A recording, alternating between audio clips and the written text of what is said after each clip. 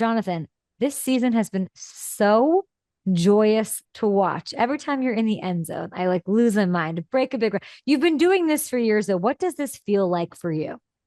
It just feels like you're playing the game that you love. Of course, when you're winning, it makes everything feel way better. But at the end of the day, I mean, this is something that I've been doing for a long time, or a really long time, and it's still as fun as ever. So anytime you can get into the end zone, it's always special because you never know when you're gonna get in there. I mean, sometimes defenses can be stingy. What is it like to win? What does that feel like, knowing that you had it and have gone long without being this competitive team that you guys are? It's tough to win in this league. There are a couple plays that if they go the other way, you guys might have come out with the win, or just there's a whole multitude of things that goes into winning the NFL game, and it truly is any given Sunday. So when you're able to stack wins, I mean, it feels great. The weeks start flying by. You're like, hold on, I need the season to slow down. It's like they just go by so fast. You've always been in control of what you can control, which is where your feet are, coming to work every day, consistency. You have been doing this year in, year out successfully. What is your relationship now with the spotlight? Because I can tell you, I'd be like, get out of here, fans. I've been doing this forever. Like, don't come in, don't like all of a sudden start giving me the love and the highlights and the lore. Now, like, what is your relationship with the recognition you're finally getting for your work? I mean, it comes with the territory. At the end of the day, what you want to do is you want to be at your best for your team and your teammates, your coaches. And of course, once you start winning games, you're playing well. That all comes with it. But especially for the fans of Indianapolis, I mean, you want the city where you're at, you want them to be excited. You want them to be loud at the games. And by putting a good product on the field, that's how you do that. It makes it a hostile environment for any other team that comes in here. But it just shows how much appreciation that they have for me. And then we reciprocate that with what we do on the field. The Colts have been scary good this year. It is Halloween week. Here's my costume idea for you this year. It's the good old MVP. This is pretty cute. Yeah. What do you think of that? I actually like that. I was going to be an astronaut. I was going to be an astronaut. You know, I like to You, tap into the space, so I was going to be my an producer astronaut. literally wrote here. We know you like maybe you could be an astronaut. This is my pitch. He My was pitch. on What is point. what are your thoughts on MVP? I would have to figure out. I would have to figure out how to get that. Who makes that type of costume? I don't know. That looks like it's custom. That'd have to be custom. It's AI actually. In real life, you know that you're circling Okay. that award, that's something that's being talked about. How do you feel about that? Oh, I mean, anytime you get mentioned with that, you're talking about the best player in the league. And at the end of the day, we're all competitors. So no matter what you're willing to do for your team, everyone wants to turn on the film and say, hey, I was the best player on the field. So when you get to have your name mentioned among those ranks, it's special, especially at this facility because we had a guy here, a couple guys that have been able to achieve that, but other guys that we think probably should have as well. So it's just you got to continue to work. I realize everyone who has achieved that you talk to people around them, people who witnessed it. They came into work every day. They put their hard hat on, and they just let the weeks compile, week after week after week. Some of them are showmen too. The running backs, not so much. Like Barry, kind of quiet. Adrian Peterson. I think you're right. Like you put your head down. LADAINIAN also just like let me just get to work. But I feel like in this day and age with this quarterback award, you got to be a little. You got to have a little something. You got to have a little story, a little whatever. What is the story behind this leg skipping thing? I'm sure it's something I should know, and I don't. But every time you get in this end zone, what is this? What are you doing? Nothing like you said is you're just floating. It's just moonwalking. You're just floating through No, the end zone. You're it's just about moonwalking through the end space. zone. No, you're just floating through Just the end wait, zone. It's no, you're just you doing finally this. get in This is there. like some kind of a this thing. What is that?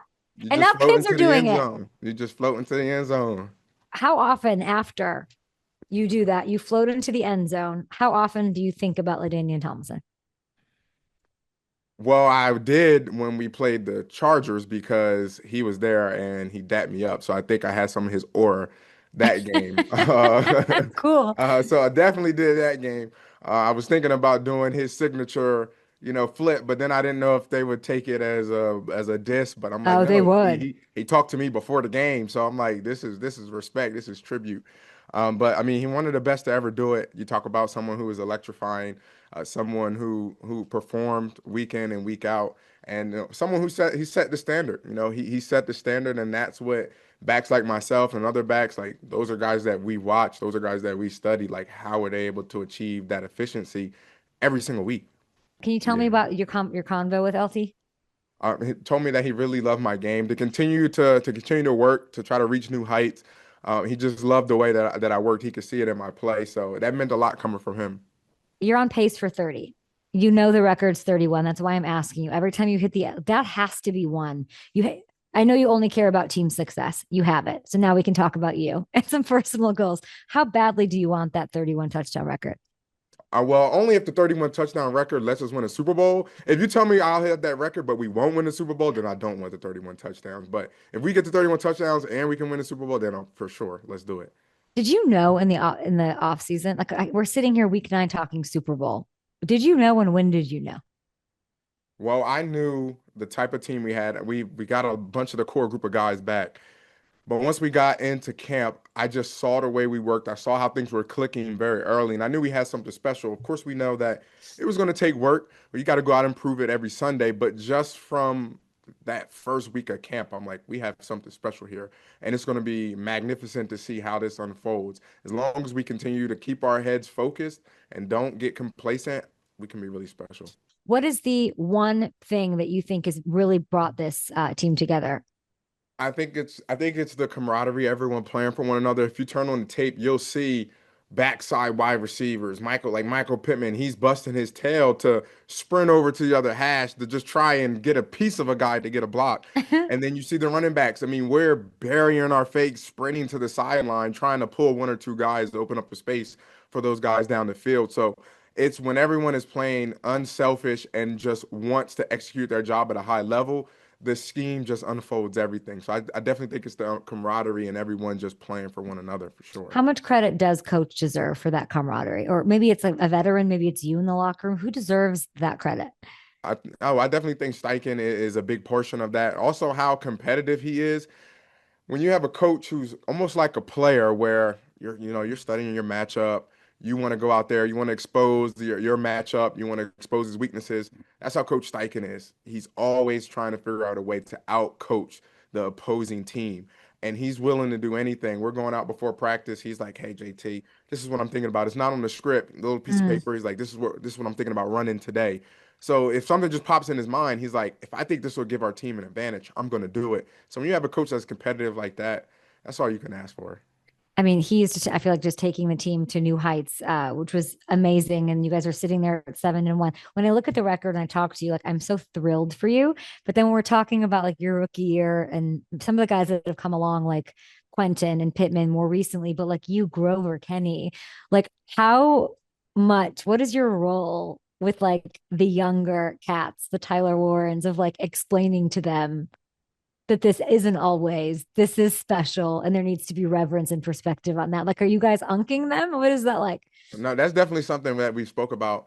Because, like I mentioned, my rookie year, we came in, we won 11 games. So, especially a guy like Tyler came from a big time Mm. school, won a bunch of games. So he's like, "Oh, just like before." I'm like, "Listen, but the things that's going on, You're like, this come is here. not normal. Like these are not normal NFL games." But I also told him that we made it that way. So don't lose sight of the work that you put in. It's not that they're just always supposed to be close. They're supposed to be these grinders. It doesn't have to be that way, but pay attention to how we work, and this is what it takes to win like this.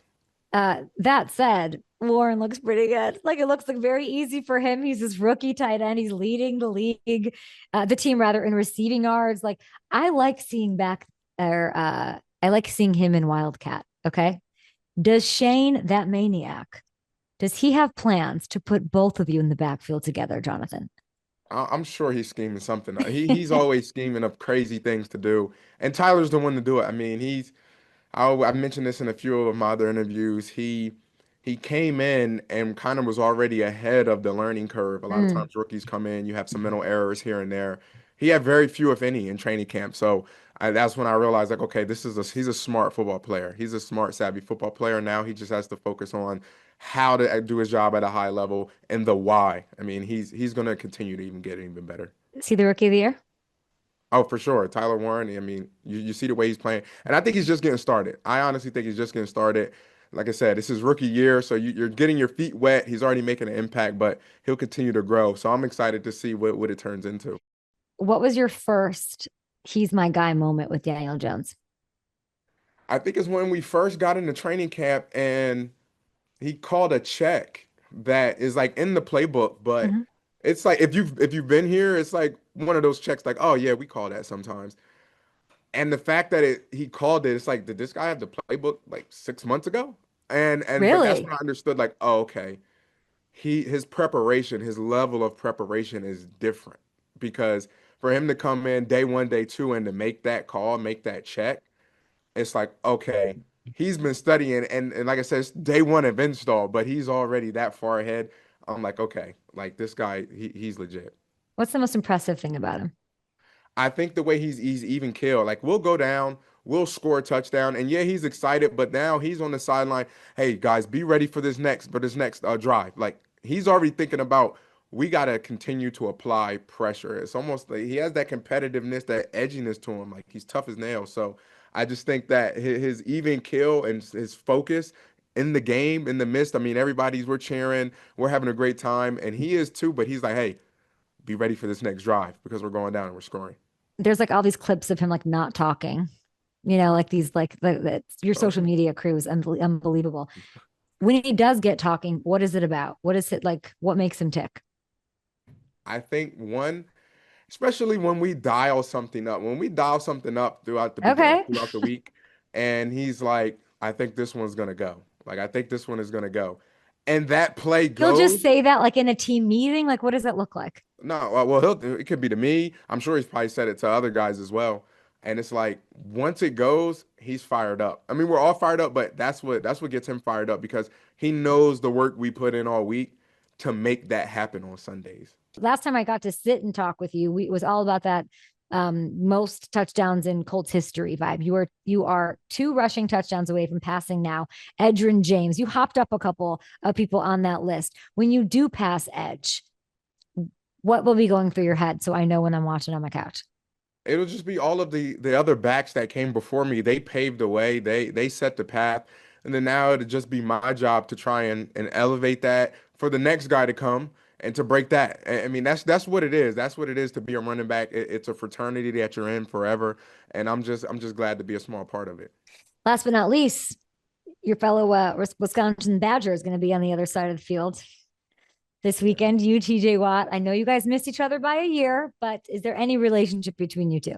No, definitely. I mean, if you talk about all of me, it's almost like Wisconsin U over there with the amount of guys Yeah. that they have over there. So it's always a great time. Anytime I can see one of a former Badger, but I also know the level of play that they bring. So it's going to be great. A lot of the times, maybe not with TJ, but some of those other guys, Nick and Keanu and Mhm. Isaiah, it's just you remember watching them in Wisconsin go against other guys. Like, man, I'm glad they're on our team. So it's gonna be a challenge, but we got our hands full this week. I don't know. I think you're going to be floating into the end zone a Hopefully that couple means they're doing times. something I right. think. I mean, if I'm Carly and Kaylin and I'm flying LaDainian out to every game.